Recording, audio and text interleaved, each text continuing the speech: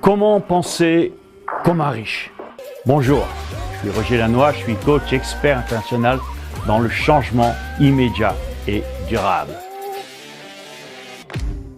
Peu importe la vie que tu as actuellement ou le métier que tu fais, tu as forcément déjà rêvé de devenir riche.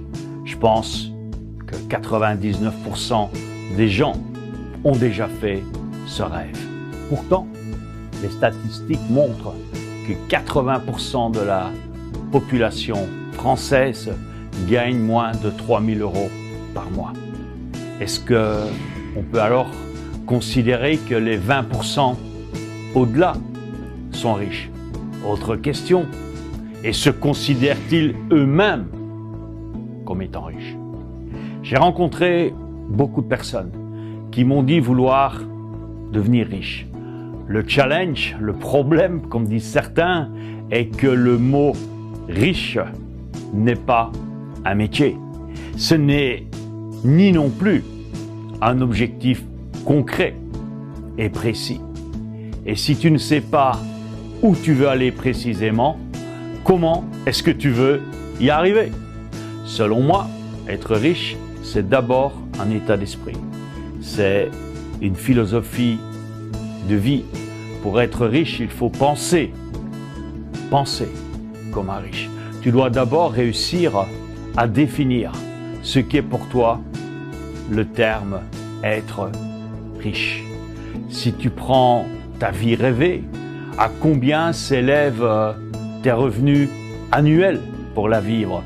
C'est la véritable question à te poser pour savoir quel riche tu souhaites être.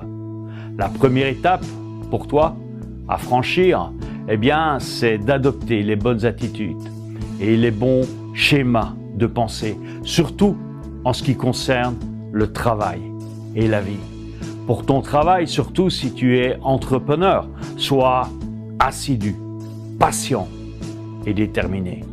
Le travail apporte des résultats, apporte de l'argent. Mais ça demande toujours du temps et des efforts en continu. Pour toi devenir riche, il faudra aussi accepter les risques liés à ton développement, à ton évolution.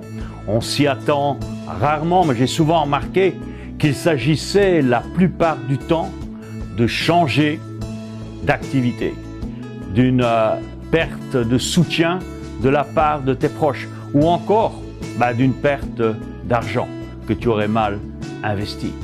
Donc, ne te laisse pas abattre par ces événements extérieurs. Ils sont là pour, d'une certaine manière, t'accompagner pour le changement de ton mode de vie. Sers-toi-en pour renforcer ta détermination à t'enrichir, car ça ne viendra pas de toute évidence, ni facilement, ni sans challenge, ni sans problème. Sinon, tu te doutes bien que tout le monde le saurait déjà.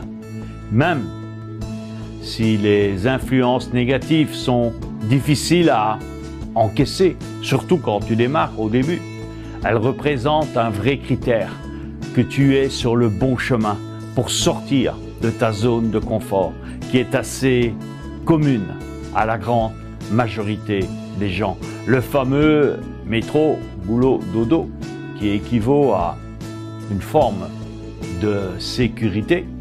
À mon avis, c'est souvent une forme de connerie. Je ne sais pas ce que toi tu en penses.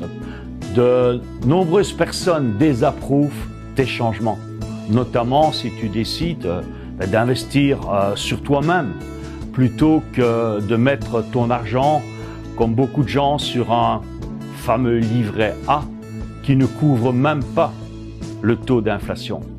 Et il ne faut pas que tous ces événements extérieurs t'empêchent d'avancer. Tu sais où tu veux aller et tu fais ce qu'il faut pour toi y arriver. Tu ressens le besoin d'être aidé pour tout ça?